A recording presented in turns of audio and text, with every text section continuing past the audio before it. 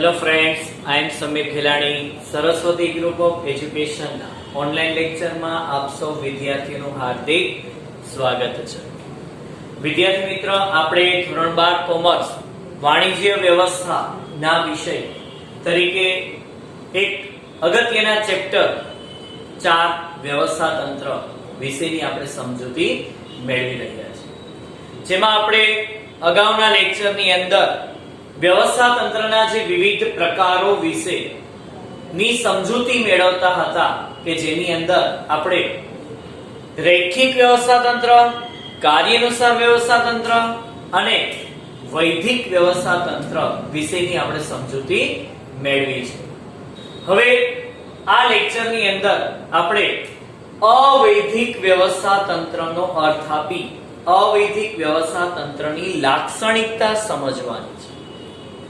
અગાઉ જે લેક્ચર હતો એમાં વૈધિક અને આ લેક્ચરમાં અવૈધિક. તો પેલા વૈધિક એટલે શું?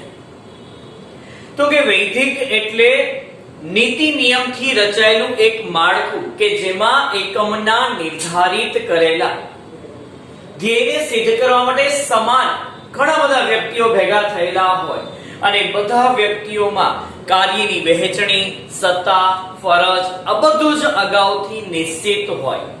એટલે કે વ્યક્તિ વચ્ચેના સંબંધો સ્પષ્ટ હોય એવા માળખાને વૈધિક વ્યવસ્થા તંત્ર તરીકે ઓળખવામાં આવે છે. જ્યારે હવે આજે આપણે સમજીએ છીએ અવૈધિક છે. અવૈધિક એક શબ્દમાં કહીએ તો નીતિ નિયમથી નહીં પણ માનવીય સંબંધથી રચાયેલું માળખું હોય. ફર્સ્ટ ઓફ ઓલ તમારે વૈધિક વ્યવસ્થા તંત્ર તો અપનાવવું જ પડશે. નીતિ નિયમથી તો એક માળખું રચવું જ પડશે, પણ એ માળખા ઉપરથી આ માળખાનો ઉદ્ભવ થશે. આપણા એકમના નિર્ધારિત કરેલા ધ્યેયને સિદ્ધ કરવા માટે આપણે કાં તો રૈખિક વ્યવસ્થા તંત્ર કાં તો કાર્યાનુસાર વ્યવસ્થા તંત્ર કોઈક અપનાવેલું હશે, જે નિયમથી જ રચાયેલું છે, જે સંચાલકોએ જ બનાવેલું છે. એ બનાવી લીધા બાદ એને અમલમાં મૂકતાની સાથે કર્મચારીઓ વચ્ચે એક માનવીય સંબંધો રચાય છે, એક કૌટુંબિક સંબંધો રચાય છે, સામાજિક સંબંધો રચાય છે, જેના કારણે એક જે આપણે જૂથ રચ્યું નથી પણ એની મેળાએ રચાય છે અને બધા જ વ્યક્તિઓ એક જૂથમાં રહી આપણા નિર્ધારિત કરેલા જે ધ્યેય છે એને સિદ્ધ કરવા માટે મદદરૂપ બને છે. તો હવે આપણે અવૈધિક વ્યવસ્થા તંત્રનો અર્થ સમજીએ. આપ બોર્ડ ઉપર જોઈ શકો છો.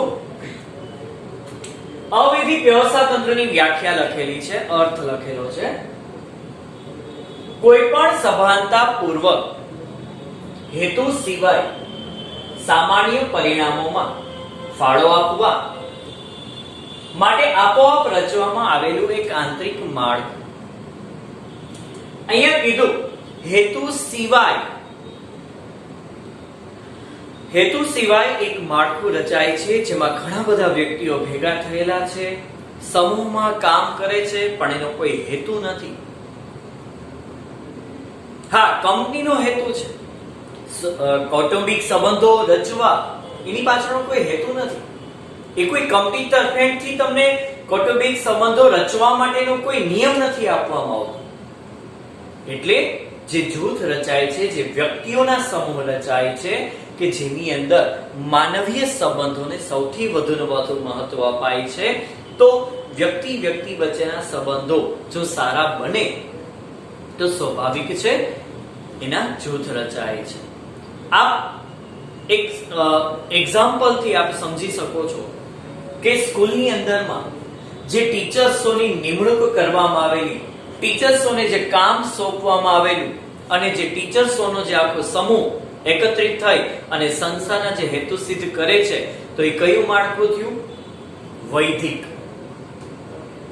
અને હવે એ જ ટીચર્સો એકબીજા સાથે ના માનવીય સંબંધો રચે છે, કૌટુંબિક સંબંધો રચે છે, એકબીજાને ઓળખતા થાય છે, એકબીજા સાથે વધુને વધુ ચર્ચા વિચારણા કરતા થાય છે, એકબીજાનું કામ કરતા થાય છે, તો એ જૂથ રચાણ એ જૂથ કયું જૂથ કહેવાય મિત્ર? અવૈધિક જૂથ કહેવાય. કારણ કે એ શૈક્ષણિક સંસ્થાના કોઈ ટ્રસ્ટી કે સંચાલક મંડળે રચેલું તંત્ર નથી. એ તો એક માનવીય સંબંધોને આધારે રચાયેલું એક તંત્ર છે. તો એ એક સભાનતા પૂર્વક હેતુ સિવાય વ્યક્તિ પોતાના હેતુ માટે રચાય છે. વ્યક્તિ પોતાના સામાજિક સંબંધો રચવા માટે રચાય છે. બાકી કંપનીના કોઈ એમાં હેતુ હોતા નથી. તો કોઈ પણ સભાનતા પૂર્વક હેતુ સિવાય સામૂહિક પરિણામો માં ફાળો આપવા માટે આપોઆપ રચવામાં આવેલું જે આંતરિક માળખું, એ પાછું આંતરિક કંપનીની અંદર જ છે. તો એ આંતરિક જે માળખું રચાય છે જેને કહેવાય છે અવૈધિક વ્યવસ્થા તંત્ર. નેક્સ્ટ, અવૈધિક વ્યવસ્થા તંત્રને કારણે માનવીય સંબંધો વિકસે છે. મેં હજી હમણાં જ તમને કીધું મિત્ર, આજે હું જે જૂથની અંદરમાં જોડાઉં છું તો એનો મીનિંગ એવું કે વ્યક્તિ સાથેના સંબંધ મારા સારા છે, એટલે મારી સાથે ના સંબંધો સારા છે, તો અમે બંને એકબીજા સાથે રહીને કામ કરીએ છીએ. ધીમે ધીમે ધીમે ધીમે સમય જતા ઘણો સમય એકબીજા સાથે રહ્યો છો એટલે માનવીય સંબંધો વિકસતા જાય છે. પછી ઘણી વખત મારાથી કાર્ય શક્ય ન બનતું હોય તો એવા સમયમાં એ મારો જે સાથીદાર સહકર્મચારી છે એ વ્યક્તિના સંબંધો એને મારી સાથેના સારા છે એટલે વ્યક્તિ મારું કામ કરવા તૈયાર થઈ જાય છે. પણ નીતિ નિયમથી નહીં, એ અમારા બેના માનવીય સંબંધોથી કામ કરે છે. આ વ્યવસ્થા તંત્ર કુદરતી રીતે ઉદ્ભવે છે, કૃત્રિમ નથી અને બનાવવામાં નથી આવતું. વ્યક્તિઓના જૂથ છે એ કુદરતી રીતે રચાય છે. આજે દાખલા તરીકે તમે ધોરણ 10 પાસ કરીને આવ્યા છો, ક્લાસરૂમની અંદરમાં 11મા ધોરણની અંદરમાં ન્યૂ એડમિશન તરીકે તમે કોઈ સ્કૂલની અંદરમાં જાઓ છો તો ક્યાં તમે તમારા કોઈ અહીંયા ફ્રેન્ડ સર્કલ સાથે છે? ના. નવું જ એન્વાયરમેન્ટ છે, નવા ટીચર્સ છે, નવા સ્ટુડન્ટ્સ છે, નવું ક્લાસરૂમ છે. હવે ધીમે ધીમે ધીમે ધીમે એ જ્યારે વિદ્યાર્થીઓ સાથે આપણે બેસતા થાય છે ત્યારે આપણા વિચારો જેની સાથે મેચ થતા હશે એવા વ્યક્તિ સાથે આપણે સંબંધ રચીશું. ઘણા હોશિયારનો ગ્રુપ હોય, સાવ નબળા હોય તો સાવ નબળાનો ગ્રુપ હોય, મિડલ હોય તો એનો ગ્રુપ હોય. જે વ્યક્તિઓને માર ફાડ્યા હોય, જેને બાજવાની વધારે પડતી ઈચ્છા થતી હોય તો એ શાંત પ્રકૃતિના વ્યક્તિ સાથે ના રહે. કદાચ એવું બની શકે ખરા કે શાંત પ્રકૃતિના વ્યક્તિ સાથે રહી કદાચ એ શાંત થાય, અને ઘણા એવું બની શકે જે શાંત હતો એ તોફાની થઈ જાય. આવું બને. તો આવા સંજોગોની અંદર આ સંબંધો કુદરતી રીતે રચાય છે. આ માળખું કે આ જૂથ વ્યક્તિ પોતે નિયમથી બનાવતા નથી. દરેક વ્યક્તિઓ પોતાની સભાનતાપૂર્વક આ માળખાની રચના કરે છે. આંતર સંબંધોની સ્થાપના નથી થતી. વ્યક્તિ વચ્ચેના કોઈ સંબંધોય નથી રચાતા. મીન્સ કે કોણ કોને જવાબદાર છે એવું આમાં આવતું જ નથી. સંબંધોમાં ક્યાં હોય છે? આપણા જે ફ્રેન્ડ સર્કલનો જે જૂથ છે તો એની અંદરમાં શું એવું કઈ છે કે હેડ હોવો જોઈએ, એનાથી નીચેનો જનરલ મેનેજર છે, એવું છે? નથી હોતું આપણે કાઈ. એટલે દરેક વ્યક્તિઓ પાસે એક જ સરખી સત્તા છે. સત્તા વધુ ઓછી ક્યાંય ગ્રુપની અંદરમાં જોવા મળતી નથી. એટલે વ્યક્તિ વચ્ચેના કોઈ એવા આંતર સંબંધો સ્પષ્ટ નથી થતા કે જેના કારણે આપણે એનો એક નકશો બનાવી શકીએ. આપણે આગલા લેક્ચર જે ભણ્યા રૈખિક અને કાર્યાનુસાર, તો આપણે એની અંદરમાં આકૃતિ ભણ્યા. એ આકૃતિ એનો નકશો છે. તો વૈદિક વ્યવસ્થા તંત્રનો જે આપણે પ્રશ્ન ભણ્યા હતા એમાં ક્યાં હતું કે આવ્યું હતું? તો એ આવ્યું જ તું. રૈખિક અને કાર્યાનુસાર એ વૈદિક જ કહેવાય. આમાં મેં નકશો નથી દોર્યો, આમાં મેં કોઈ ડ્રો નથી કરેલું. શું કામ?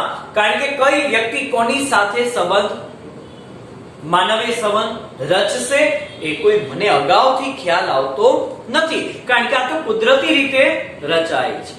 એટલે આ વ્યવસ્થા તંત્ર છે એ વૈદિક વ્યવસ્થા તંત્ર પરથી ઉદ્ભવે છે. પેલા નીતિ નિયમથી માળખું રચાય છે. અને ધીમે ધીમે એ નીતિ નિયમની અંદરમાં કામ કરતા જે કર્મચારીઓ છે એમની વચ્ચેના સંબંધો રચાય છે, એટલે અવૈધિક બન્યું. તો કેના ઉપરથી આવ્યું? વૈધિક વ્યવસ્થા તંત્ર ઉપરથી આવ્યું. એટલે કહી શકાય ને કે વૈધિક વ્યવસ્થા તંત્રનો પડછાયો, કોનો પડછાયો છે? વૈધિક વ્યવસ્થા તંત્રનો પડછાયો છે. આજે હું અહીંયા ઊભો છું તો મારો પડછાયો પડે છે, તો એવી જ રીતે હું વૈધિક છું તો આપમેળે અવૈધિક આવી જાય છે. હું અહીંયા ઊભો છું એટલે આપમેળે પડછાયો પડે છે. હું અહીંયા ન હોત તો ન પડે. તો એવી જ રીતે એકમની અંદરમાં વૈધિક વ્યવસ્થા તંત્ર અપનાવો એટલે એની મેળાએ અવૈધિક રચાઈ જાય છે. એટલે વૈધિક વ્યવસ્થા તંત્ર એ વૈધિક વ્યવસ્થા તંત્ર એ નો પડછાયો કોણ છે? અવૈધિક વ્યવસ્થા તંત્ર. આ થયું તમારો અર્થ. આ થયું 2 માર્કનો અર્થ. હવે આ જ અર્થ ઉપરથી તમારે એની લાક્ષણિકતા લખવાની છે. એના લક્ષણો તમને 8 આપેલા છે. પહેલા આપણે લક્ષણોના નામ જોઈ લઈએ. પહેલું છે અવૈધિક માળખું, બીજું માનવીય પ્રવૃત્તિ અથવા તો માનવ વર્તન પર આધારિત, ત્રીજું પરિવર્તનશીલ પ્રવૃત્તિ, ચોથું સાર્વત્રિક છે એટલે કે બધી જગ્યાએ છે, પાંચમું અવૈધિક માહિતી સંચાર, છઠ્ઠું નાના કદના ધંધાકીય એકમની અંદર, સાતમું અંકુશનો અભાવ અને આઠમું વૈધિક વ્યવસ્થા તંત્રને પૂરક. 8 પોઈન્ટ્સ થયા. 3 માર્કની અંદરમાં 6 પોઈન્ટ્સ આપે લખવાના રહેશે. પહેલો પોઈન્ટ તમને કહે છે કે અવૈધિક માળખું. આપણે આગલા લેક્ચરની અંદરમાં વૈધિકમાં જે ભણતા હતા એમાં કયું માળખું હતું? વૈધિક. એ નીતિ નિયમથી રચાતું હતું. આ માનવીય સંબંધથી રચાય છે. માનવીય સંબંધોથી રચાય છે. ક્યાં? તો કે જ્યાં એકમના નિર્ધારિત કરેલા જે ધ્યેય છે એ ધ્યેયને સિદ્ધ કરવા માટે જ્યાં વૈધિક માળખું રચાયેલું છે ત્યાં અવૈધિક માળખું જોવા મળે છે. માનવીય સંબંધોથી રચાતું માળખું જોવા મળે છે. તો કહી શકાય એની લાક્ષણિકતા અવૈધિક માળખું કે જેના ઉપર કોઈ નીતિ નિયમો હોતા નથી પણ માનવીય સંબંધો પર રચાયેલું છે. બીજું માનવ વર્તણૂક પર આધારિત, માનવ વ્યવહાર, સંબંધો, સ્વભાવ એના ઉપરથી આ માળખું રચાય છે. એકમની અંદર આપણા નિર્ધારિત કરેલા જે ધ્યેય છે એ ધ્યેયને સિદ્ધ કરવા માટે ઘણા બધા વ્યક્તિઓ ભેગા થયેલા છે.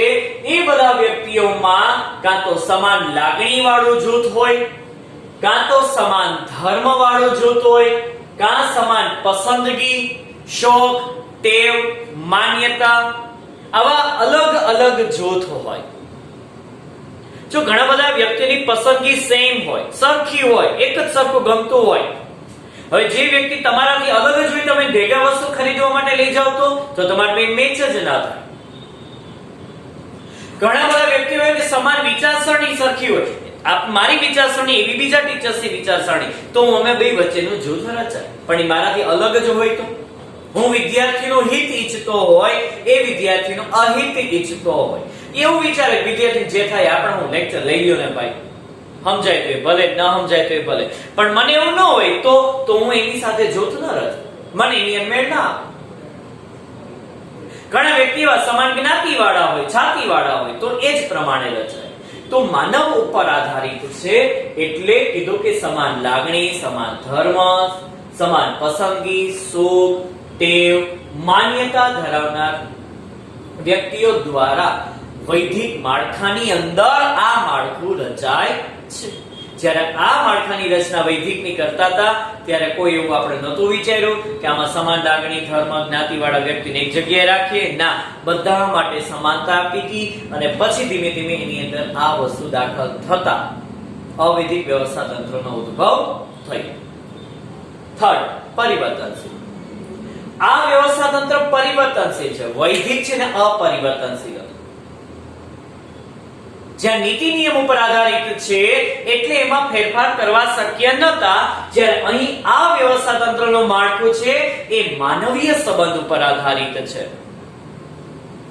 માનવો ઉપર આધારિત છે. કર્મચારી તો એક પોતાના સ્થાન ઉપરથી બીજા સ્થાન ઉપર ફેરબદલ થાય. ફેરબદલ થાય એટલે સ્વાભાવિક છે કે અહીંયા જે માનવીય સંબંધો હતા એ હવે બીજી જગ્યાએ વિકસે છે. જો મેં તમને ઉદાહરણ આપ્યું કે ધોરણ 10 ઈ તો તમે બીજી સ્કૂલમાં હતા, અહીંયા 11 માં આવ્યા, તો ત્યાંય તમારું એક જૂથ હતું, એક મિત્રનું જૂથ હતું, તો એ મૂકીને તમે એવા અહીં આવ્યા, તો અહીં નવું જૂથ રચાય છે. બધા એક જગ્યાએ એક સાથે તો નથી જે જઈ શકવાના. એટલે કર્મચારીઓ એક સ્થળેથી એક વિભાગમાંથી બીજા વિભાગમાં ફેરબદલ થતા હોવાથી ત્યાં પણ સંબંધો નવા વિકસે છે. એટલે કેવું થયું? પરિવર્તનશીલ. સમય સંજોગો સાથે શું કરતા રહીએ છે? ફેરફાર થતા રહીએ છે. નેક્સ્ટ સાર્વત્રિક છે. સાર્વત્રિક એટલે બધી જ જગ્યાએ છે. શું તમને વૈદિક વ્યવસ્થા તંત્ર માત્ર શૈક્ષણિક સંસ્થામાં જોવા મળે? ના મિત્રો, વૈદિક વ્યવસ્થા તંત્ર એ માત્ર ને માત્ર ઉદ્યોગોમાં જ નહીં, સામાજિક ક્ષેત્ર, રાજકીય ક્ષેત્ર, આર્થિક ક્ષેત્ર, રમત-ગમત ક્ષેત્ર, ઇન શોર્ટ જ્યાં વૈદિક વ્યવસ્થા તંત્ર હોય ત્યાં અવૈદિક વ્યવસ્થા તંત્ર હોય ને હોય જ. એટલે એના ઉપર કહી શકાય કે માત્ર ઉદ્યોગો ઉપર જ આધારિત નથી, પરંતુ જ્યાં સમાન હિત અને સમાન મૂલ્ય ધરાવતી, જ્યાં દરેક વ્યક્તિઓ એકત્રિત થયેલી હોય હેતુને સિદ્ધ કરવા માટે, ત્યાં અવૈદિક વ્યવસ્થા તંત્ર હોય જ. એટલે કહી શકાય કે અવૈદિક વ્યવસ્થા તંત્ર સર્વવ્યાપી છે અથવા સાર્વત્રિક છે. બીજું નામ લખવું હોય તો શું લખી શકાય? સર્વવ્યાપી. નેક્સ્ટ પાંચમું, અવૈધિક માહિતી સંચાર. વૈદિકમાં હતું માહિતી સંચાર, પણ ત્યાં માહિતી સંચારનો માર્ગ નિશ્ચિત હતો કે ઉપરથી જ નીચે માહિતીની આપ-લે થાય અને નીચેથી ઉપર તરફ ફિક્સ જ છે, સીધી જ લીટીમાં. જ્યારે અહીંયા માનવીય સંબંધો ઉપર આધારિત થાય છે. ઇન શોર્ટ કોણ કોને માહિતી આપે છે એ નક્કી નથી હોતું. એટલે ઘણી વખત એવું બની શકે ખરા, અને આમાં તો મૌખિક માહિતી હોય. આજે મેં મારા ફ્રેન્ડ્સને કોઈ માહિતી આપી, ઈ બીજાને આપે, ઓલો બીજાને આપે, ત્રીજાને આપે, ચોથાને આપે. જેને જેની સાથેના સારા સંબંધ હોય એટલે માહિતીની આપલે થવા માંડે. નિયમથી નથી, લખાયેલી નથી, એક સરખી ન જાય, મૌખિક છે પાછી, એટલે શબ્દ ફરતા જાય. એટલે જો કીધું કે આ માહિતી સંચાર માનવીય સંબંધોને આધારે થાય છે અને મોટા ભાગે મૌખિક સ્વરૂપે જ હોય. અને મૌખિક સ્વરૂપની સાથે સાથે કીધું કે આ માહિતી સંચાર છે એકદમ ઝડપી હોય છે. મેં તમને કીધું ને કે મેં મારા ફ્રેન્ડને માહિતી આપી, ઈ બીજાને તાત્કાલિક માહિતી સેન્ડ થાય. ઓલો આમ કહેતો હતો, તોલો તેમ કહેતો હતો, અને એમાં પાછું પોતે થોડું એડિટિંગ કરેલું હોય. અને ક્યારેક એવું બની શકે ખરા કે જે માહિતી તમારા સુધી પહોંચવી જોઈએ એ માહિતી તો અલગ જ હોય, વિકૃત થઈને માહિતી તમારા સુધી પહોંચી જાય અને એના કારણે પછી અંદરો અંદર વ્યક્તિ વચ્ચેના સંબંધો બગડે છે.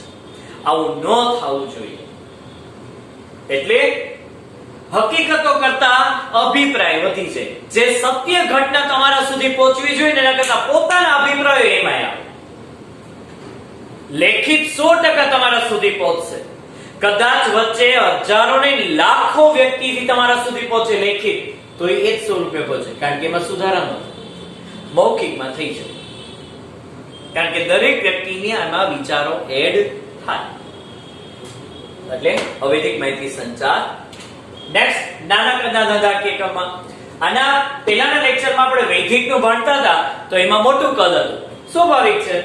રેખિક વ્યવસ્થા તંત્ર, કાર્યાનુસાર વ્યવસ્થા તંત્ર, કે જ્યાં ઘણા બધા કાર્ય થતા હોય, ઘણા બધા વિભાગો હોય, ઘણા બધા વ્યક્તિઓ એકત્રિત થયેલા હોય, તો ત્યાં નીતિ નિયમથી માળખું રચવું પડે. એટલે વૈદિક વ્યવસ્થા તંત્રમાં મોટા કદના ધંધાકીય એકમ, અને જ્યારે અવૈદિક વ્યવસ્થા તંત્ર મોટે ભાગે નાના કદના ધંધાકીય એકમમાં અપનાવી શકાય.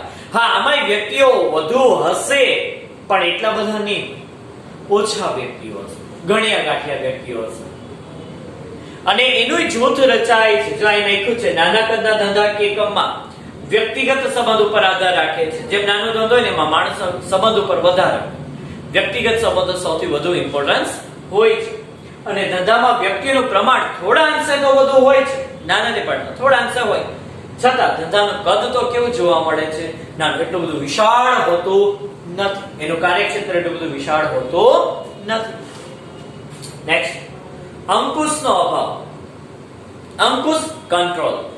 વૈધિક વ્યવસ્થા તંત્ર છે કે જેમાં ઉપરથી માહિતી નીચે આવે છે, એટલે સત્તા આપનારે જે સત્તા તમને આપી છે એનો જવાબ તમારા ઉપરોક્ત અધિકારીને આપવો પડે, એટલે આ કંટ્રોલિંગ થાય. પણ અહીંયા સંબંધ ઉપર આધારિત છે.